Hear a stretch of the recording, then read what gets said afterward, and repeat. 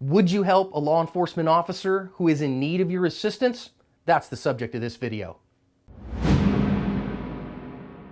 Hi everyone, it's John with today's active self-protection lesson out of Florida. Here we're going to see a CCW holder come to the aid of an officer in need. Going to learn some important lessons here about having our plan in place and knowing when we will intervene in third-party encounters.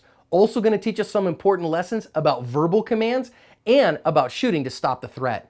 As this one begins, what we see here is that Deputy Bartis has pulled this guy over, but the guy's tackled him and is beating the tar out of him. And the officer's calling for help and crying for help. And a bunch of people are on their cell phones, like this guy here. But here we see a Good Samaritan named Ashad Russell. And this man is a CCW holder who goes and gets his gun from his car. And now he is going to walk up on the officer. And the officer is telling this guy, by all the eyewitness accounts, the news stories we linked on our website, you know, shoot him, shoot him, shoot him. He's trying to get the officer's gun, trying to get Deputy Bartis in a bad position and kill him. And so this guy's going to give him multiple warnings, tell him to get off the officer, tell him to get away from him, and he's not going to do it. Now, he gives him a lot of chances. Thankfully, that makes him stop beating on the deputy, but he says he's not going to get off him at all.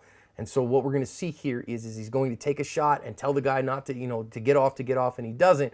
So finally, he has to take a third shot, and that third shot, is incapacitating. And so then Deputy Bartis is able to get off from and get away from him. Now we're going to see our Good Samaritan there, Mr. Russell. He is going to just walk off. He actually put his gun down and walks away. And we're going to see it again from a different angle, from a different person.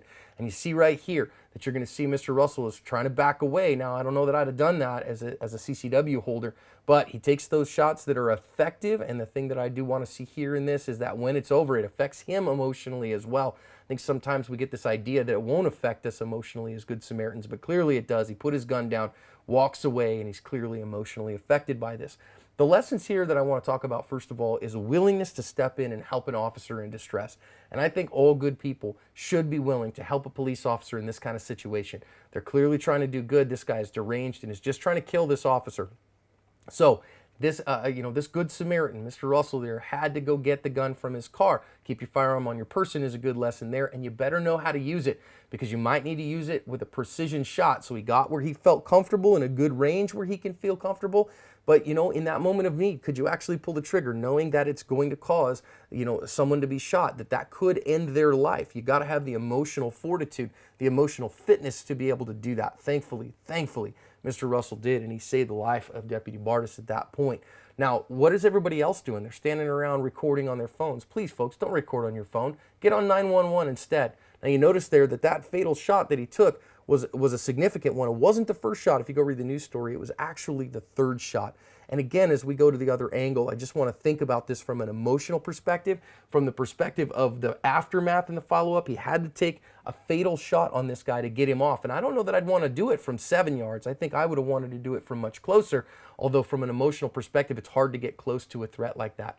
Now, you notice that he dropped the gun as well, and he's walking away and having a difficult time emotionally with that. So out of this one, I really want us to think about two things. Number one, do you have the emotional fitness to carry this kind of act out? Two, are you willing to step in and help an officer in need? And three, are you ready to do the follow-up actions so that you can protect those around you and cover your ass?